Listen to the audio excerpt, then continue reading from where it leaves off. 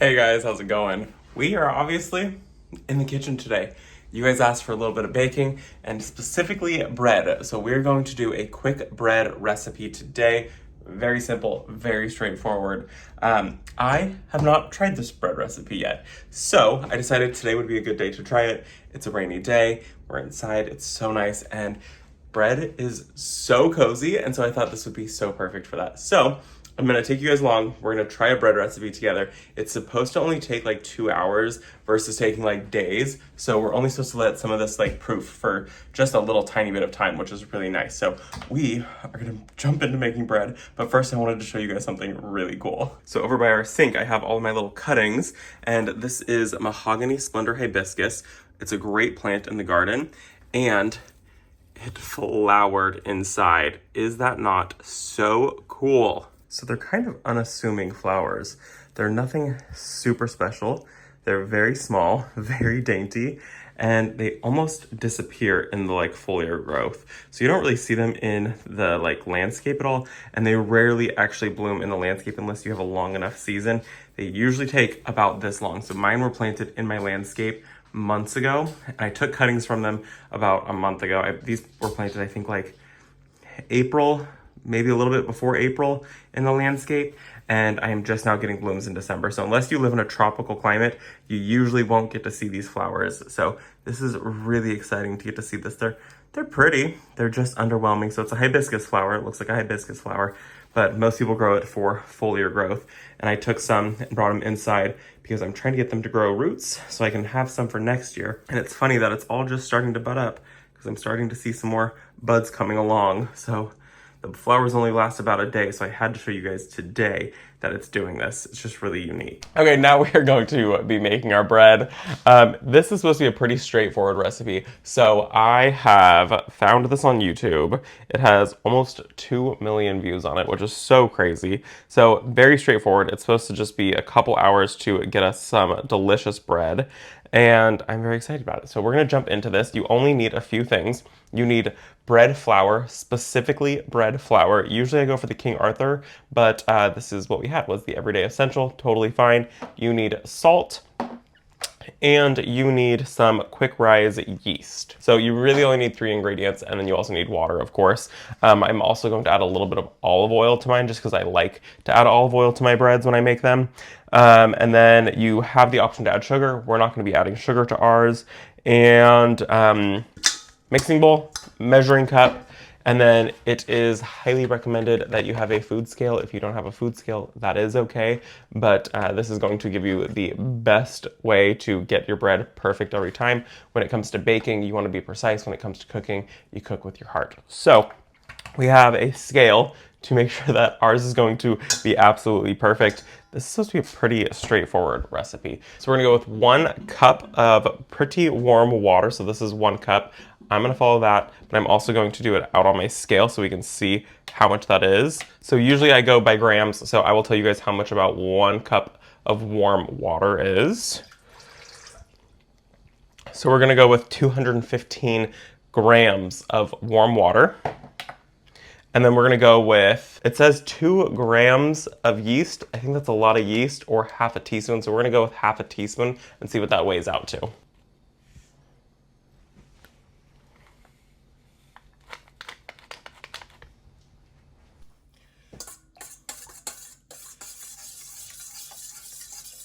Okay, that was our yeast. I did 1 packet of the yeast. That is the instant yeast, which was 7 grams of yeast, which was also, it was about half a teaspoon, a little bit bigger than a half teaspoon. So 7 grams was probably about the perfect amount. This bread's gonna be an experiment and a half. And then we're gonna add our salt. So 6 grams of salt, which says 1 teaspoon. So we're gonna zero this out. 1 teaspoon, 6 grams. Let me measure it.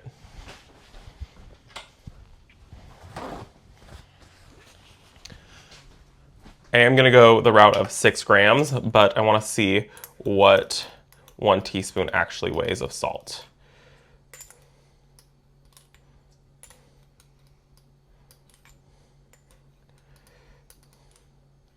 Okay, so 6 grams for me is 3/4 of a teaspoon.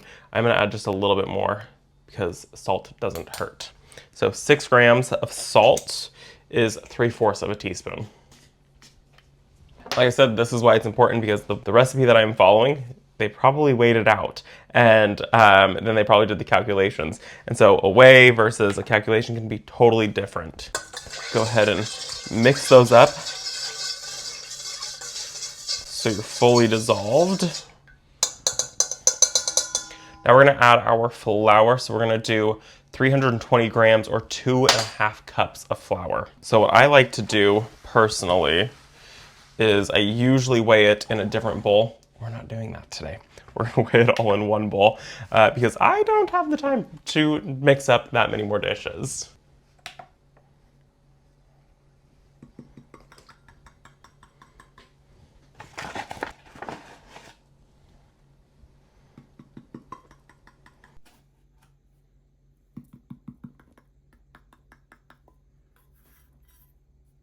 So to do 2.5 cups brought me way past what I needed. So I did 2 cups plus a little bit more. So that's how much I took out of that. So it was too much flour to do it by cups. Now we're just gonna knead this together. I am going to actually toss in probably 10 grams of olive oil really quickly. I just like the olive oil inside my bread. So we're gonna do about 10 grams olive oil, maybe 15. Mix this together really, really well, and then we're gonna just let it rest for about 30 minutes. This should create a very shaggy dough, not a very dense dough. I tend to do a lot of olive oil on my bread, so we're also gonna coat this in just a little extra olive oil on the outside, just so it doesn't stick. Nice, sticky, shaggy dough.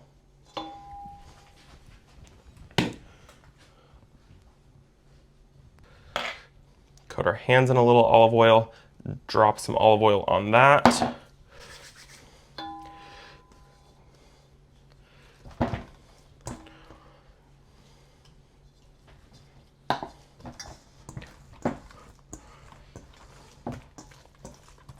This just makes it so that your dough doesn't quite stick to your hands and it doesn't stick to the bowl as easily. So we're gonna let this rest with a towel over it in a warm area for about 30 minutes now.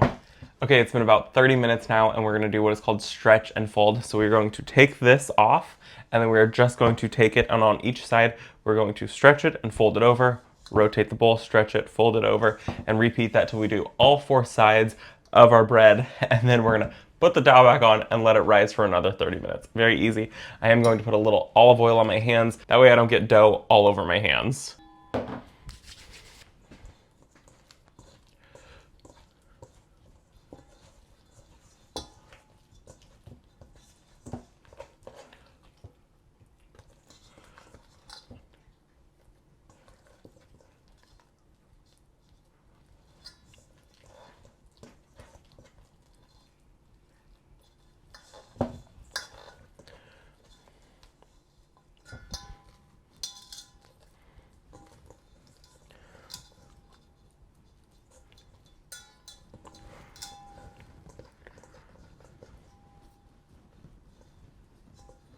Simple as that. Now that's gonna sit with the towel over it for another 30 minutes, and then we'll come back and we will move on to the next step. Okay, we're back after another half an hour, and we're gonna do the same thing. This time I'm not gonna put any olive oil on my hands because there's plenty enough olive oil now on the bread.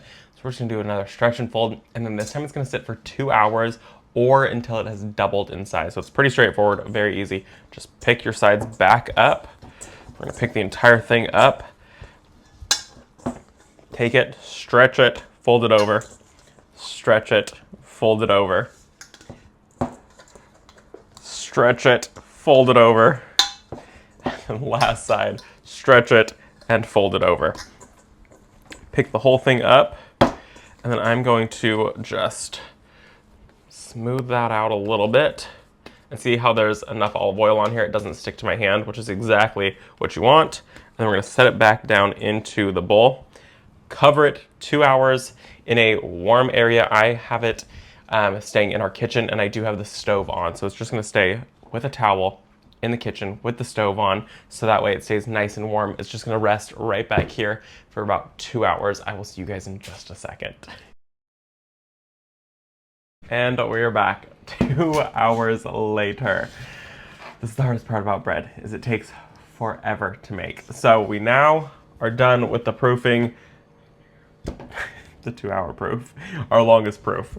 So next step now, we've got it. It's doubled in size. It looks really, really good right now. So we're going to take a surface, we're going to put a little bit of flour on it, and we're going to roll this into our ball. This is when, if you wanted to, you could take this and you could divide this into 2 loaves. You could do 2 smaller loaves. You could divide this into 4 and do 4 like very individual loaves.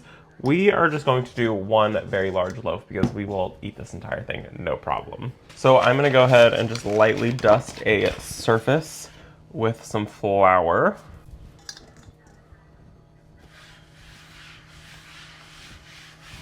This just makes it so it's not gonna stick to this. Pull our entire loaf out. Perfect. Lightly coat that in some more flour. And we're gonna just slightly knead this. And anytime it starts to get sticky, cover your hands. We're gonna just kind of get this into a good little ball shape. What we're doing here is activating the gluten in this, making it so it raises and it gets sticky and it's perfect.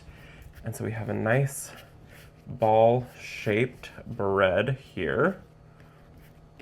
And at this point, it really shouldn't be too sticky, as you can see, because we've been covering it in flour as it needed it. So it's not a sticky dough anymore. After that, we are going to take our container that we're going to be cooking the bread in. Highly recommend using a Dutch oven if you can get your hands on one. They make them from Le Creuset, which is what this is. You can also get them from Lodge. You can get them on Amazon. You can get them at Home Goods. All of the places. I will link this one that I'm using in the description down below. We are then going to line it with parchment paper, not wax paper. Very specific. Do not use wax paper. They're 2 different things. They are not the same. So we're going to line that, put our beautiful ball of dough in here.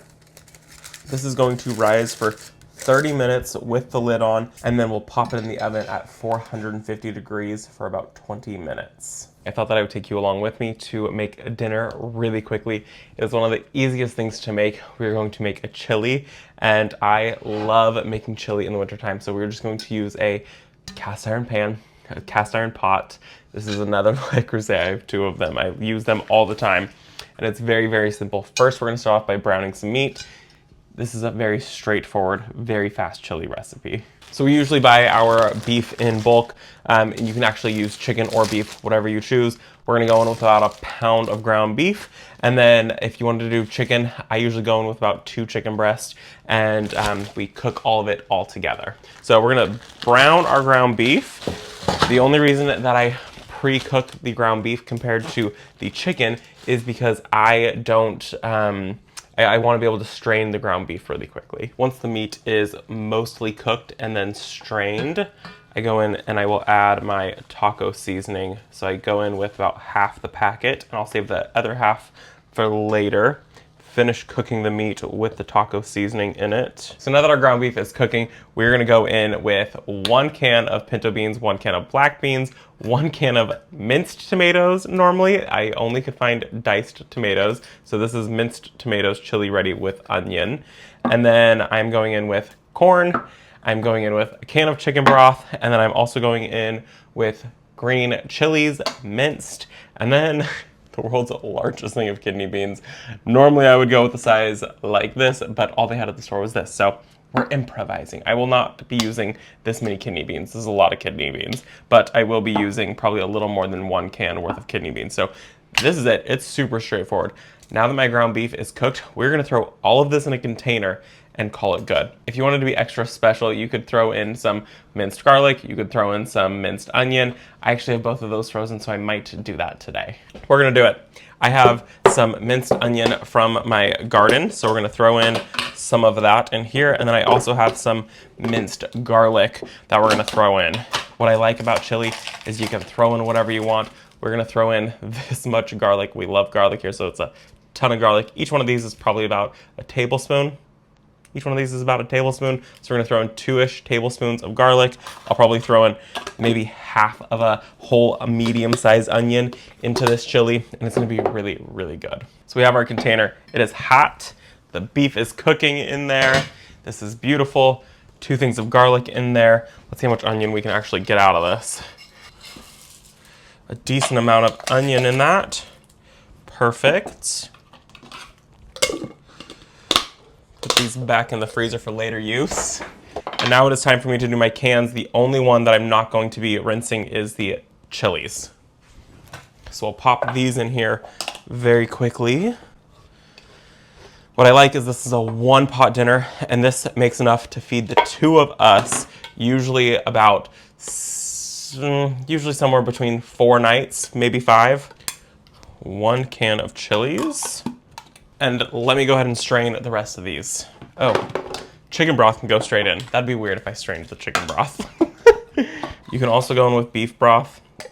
I personally prefer the chicken broth. Some people do say it is really weird that I go in with chicken broth with the beef, the ground beef. I do. I like it. I don't know. You can use beef broth if you so choose. To me, it just has a little too much of a beefy flavor. We go in with about half of a can of corn. I prefer the corn. My husband doesn't love it, so we do half can. Full can of black beans. Whole can of pinto beans. 3/4 of a can of the tomatoes. Like I said, usually I prefer minced. We could only find diced tonight, so we're not gonna go with a whole bunch of these. I don't really love big, huge chunks of tomato in mine. And then maybe half this can. Kidney beans. The great thing about this chili is you can add whatever you want to it. You just need about 3 cans of beans. So we mix our beans, we go 3 different varieties. If you don't like kidney beans, don't add kidney beans. If you don't like black beans, don't add black beans, add more pinto beans. So it's a really easy recipe. You add 3 cans of beans. Usually we do the small can of corn, and then minced chilies, some onion, some garlic. And then right now I'm gonna add the rest of that taco seasoning. And this is going to cook for about half an hour, 45 minutes. Everything now is cooked. So now we're just trying to boil out the water of this. Otherwise it kind of becomes a little too watery. The longer it cooks, the better. We've cooked this for up to about 4 or 5 hours before, and it's really nice. Keep it on a very low simmer, stirring it. And once you see some of the water has come out of it, that's how you know it's ready. It looks so good, and it's ready to just simmer for a couple hours while we throw that bread in. While that was being cooked, my bread was rising, and it is pretty good to go now. So you can see it's puffed back up. It's looking great. Now I just need to come in, and we are going to lightly dust it with some flour. So lightly cover that. Pat that flour onto it. You should be able to easily touch it. And then we're gonna come through and we're gonna score the bread. So it's pretty straightforward. You need to cut a line. This is where it's going to break, and you need to go a little bit deeper than you think. It's best practice if you have a razor. I don't have one. So this is what we're using as a knife. Go a little bit deeper than you think you need to go. That's where your bread is going to split. Razor blades are usually so much sharper than a kitchen knife. This is going to go in the oven at 400 degrees for 20 minutes, and then after the 20-minute mark, I will take the lid off, and it's going to cook without the lid for a few minutes. Actually, almost forgot.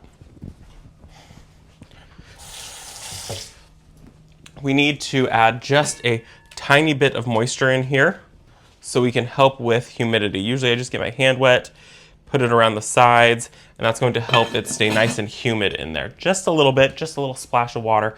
Throw this in the oven.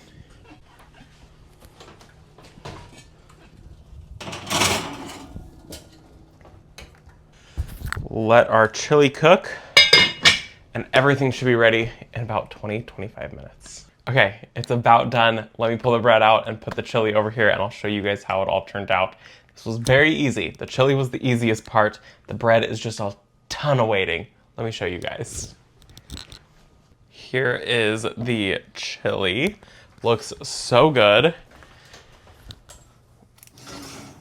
And then here is the bread. Doesn't that look so good? I'm very, very happy with how that turned out. The bread looks absolutely divine. Let's go ahead and pull it out of its container. Here's the bread. Let's see how the bottom looks. Perfect.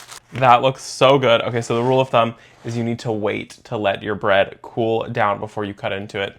If you cut into it, all of a sudden it kind of turns a little gummy. So we're going to wait to cut into our bread. This is so hot. So we're gonna wait to cut into our bread for just a minute. This is the worst part. I hate having to wait. Cool down. Okay, the bread has cooled down as long as I can possibly wait. We're cutting into this. So I'm very excited. I'm very ready to cut into this. We're gonna go right down the middle. It's not cooled down enough, I can tell you right now. I just couldn't wait anymore. Look at that. It's perfect. It has gorgeous air pockets in it. It's still steaming, it's still so hot, but it is important to wait. It smells so good. It smells like really good bread, and this is how you know that it was alive and it was active, is you can see all of the air pockets in there. So this was a really good loaf of bread, perfect for dinner time. I probably could have cooked it another like minute and a half, but I couldn't do it. So we are now going to eat dinner. I hope that you guys enjoyed this video. We enjoyed making it. This is perfect for a cold winter day. Thank you guys for visiting inside our house. I'll see you all in the next one. Bye, guys.